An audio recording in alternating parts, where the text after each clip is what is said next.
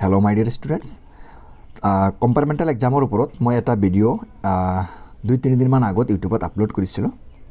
চ' তোমালোকে তাত বহুতে কমেণ্ট কৰিছিলা যে ছাৰ আমি কি ছাবজেক্টত কম্পাৰ্টমেণ্টেল এক্সাম দিব পাৰিম, কি ছাবজেক্টত কম্পাৰ্টমেণ্টেল এক্সাম দিব নোৱাৰিম। চ' সেই যিটো কনফিউজন আছে সেই কনফিউজনটো দূৰ কৰাৰ কাৰণে যে তোমালোকে কি ছাবজেক্টত দিব পাৰিবা, কি ছাবজেক্টত দিব নোৱাৰিবা। চ' সেই কনফিউজনটো দূৰ কৰাৰ কাৰণে তোমালোকৰ বাবে আজিৰ ভিডিঅ'টো মই আগবঢ়াইছোঁ। চ' আশা কৰিছোঁ তোমালোকে ভিডিঅ'টো কোনো ধৰণৰ স্কিপ নকৰাকৈ প্ৰথমৰ পৰা শেষলৈকে চাবা।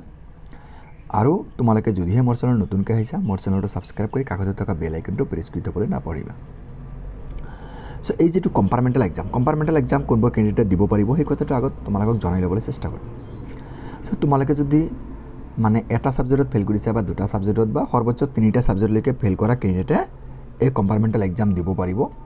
কিন্তু ফেইল কৰা কেণ্ডিডেটে ধৰা তুমি ফেইল কৰিছা, কিন্তু তোমাৰ টোটাল মাৰ্ক, তোমাৰ যিকেইটা ছাবজেক্ট হৈছিলে সেই ছাবজেক্টত যি মাৰ্ক পাইছা সেই গোটেই মাৰ্কখিনি যোগ কৰাৰ পিছত যদি 170 মাৰ্কছ হয়, তেতিয়াহ'লেহে তুমি কম্পাৰ্টমেণ্টেল এক্সাম দিব পাৰিবা।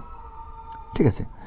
আৰু তুমি কি ছাবজেক্টৰ কম্পাৰ্টমেণ্টেল এক্সাম দিব পাৰিবা? তুমি সকলোবোৰ ছাবজেক্টছ, ইংৰাজীত যদি ফেইল কৰিছা দিব পাৰিবা, general mathematics, general science, social science, তাৰপিছত MIL যিবোৰ ছাবজেক্ট আছে, MIL ছাবজেক্ট যিবোৰ আছে সেই MIL ছাবজেক্টবোৰৰ লগতে যিবোৰ তোমালোকে ইলেক্টিভ ছাবজেক্ট হিচাপে যিবোৰ ছাবজেক্ট লৈছিলা সেই গোটেই ছাবজেক্টবোৰতে তোমালোকে কম্পাৰ্টমেণ্টেল এক্সাম দিব পাৰিবা। মানে 3টা ছাবজেক্টত দিব পাৰিবা। মেক্সিমাম যদি 3টা ছাবজেক্টলৈকে ফেইল কৰিছা, 3টা ছাবজেক্টৰ কম্পাৰ্টমেণ্টেল এক্সাম দিব পাৰিবা আৰু তোমাৰ টোটাল মাৰ্ক 170 হ'ব লাগিব। এতিয়া তুমি যদি 3টাতকৈ অধিক ছাবজেক্টত ফেইল কৰিছা তেতিয়াহ'লে তুমি কম্পাৰ্টমেণ্টেল এক্সাম দিব নোৱাৰিবা।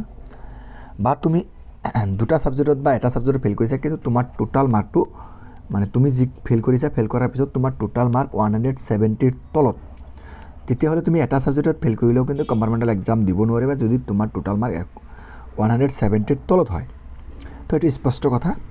তুমি যিমানবোৰ ছাবজেক্ট আছে তুমি সকলোবোৰ ছাবজেক্টৰ কাৰণে তুমি কম্পাৰ্টমেণ্টেল এক্সাম দিব পাৰিবা। কিন্তু তুমি যিকেইটা ছাবজেক্ট লৈছিলা তাৰ ভিতৰত তুমি যদি 3টা ছাবজেক্টত ফেইল কৰিছা, মেক্সিমাম 3টা ছাবজেক্টত ফেইল কৰিছা আৰু 170 পাইছা, তেতিয়াহ'লেহে তুমি কম্পাৰ্টমেণ্টেল এক্সাম দিব পাৰিবা। তো এইখিনিতে স্পষ্ট হৈ গ'ল। ইয়াতে ছাবজেক্টৰ কোনো কথা নাই। তুমি যদি মেথছত ফেইল কৰিছা, ইংলিছত ফেইল কৰিছা বা ছ'চিয়েল ছায়েন্সত ফেইল কৰিছা, এই 3টা ছাবজেক্টত ফেইল কৰিছা, তেতিয়া কম্পাৰ্টমেণ্টেল এক্সাম দিব পাৰিবা। বা তুমি অসমীয়াত ফেইল কৰিছা, বা তুমি যিবোৰ ইলেক্টিভ ছাবজেক্টত ফেইল কৰিছা আৰু বেলেগ যিকোনো এটা ছাবজেক্টত ফেইল কৰিছা, মানে মেক্সিমাম 3টা ছাবজেক্টত ফেইল কৰিলে কম্পাৰ্টমেণ্টেল এক্সাম দিব পাৰিবা। চ' তুমি অসমীয়াতো দিব পাৰিবা, বড়ো বা বেংগলী, তোমাৰ যিটো MIL ছাবজেক্টবোৰ আছে সেইবিলাকত ফেইল কৰিলে কম্পাৰ্টমেণ্টেল এক্সাম দিব পাৰিবা। ইলেক্টিভ ছাবজেক্ট যিমান আছে, এডভান্স মেথামেটিক্স, জিঅ'গ্ৰাফী, এৰাবিক, সংস্কৃত, এইবিলাকতো ফেইল কৰিলেও কম্পাৰ্টমেণ্টেল এক্সাম দিব পাৰিবা। অসমীয়াত ফেইল কৰিলেও দিব পাৰিবা। তোমালোকে বহুতে সুধিছিলে যে অসমীয়াত কম্পাৰ্টমেণ্টেল এক্সাম দিব পাৰিম নে নাই? দিব পাৰিবা। চ' কম্পাৰ্টমেণ্টেল এক্সামৰ কাৰণে তোমালোকে প্ৰতিটো ছাবজেক্টৰ কাৰণে 500কৈ এইটো ফিজ দিব লাগিব। ঠিক আছে। আৰু চেণ্টাৰ ফিজ হিচাপে এডিশ্যনেল তোমালোকক 150 টকা, 150 ৰুপিজ এডিশ্যনেল দিব লাগিব। আৰু কম্পাৰ্টমেণ্টেল এক্সামবোৰ অকল থিয়ৰী পেপাৰবোৰৰ কাৰণে হ'ব। ঠিক আছে। কম্পাৰ্টমেণ্টেল এক্সামবোৰ অকল কি হ'ব? থিয়ৰী পেপাৰবোৰৰ কাৰণে হ'ব। এই 5 নম্বৰ পইণ্টত কোৱা হৈছে। ঠিক আছে। অকল থিয়ৰীৰ কাৰণে হ'ব।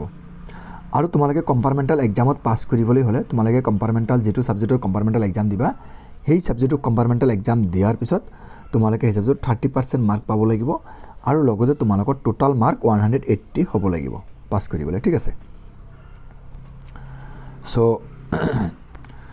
আৰু তাৰপিছত তোমালোকে কম্পাৰ্টমেণ্টেল এক্সাম দিয়াৰ পিছত তোমালোকে এটা মাৰ্কশ্বিট পাই যাবা আৰু সেই মাৰ্কশ্বিটটো লৈ তোমালোকে আকৌ হায়াৰ ছেকেণ্ডেৰী ফাৰ্ষ্ট ইয়েৰত তোমালোকে নাম লগাব পাৰিবা।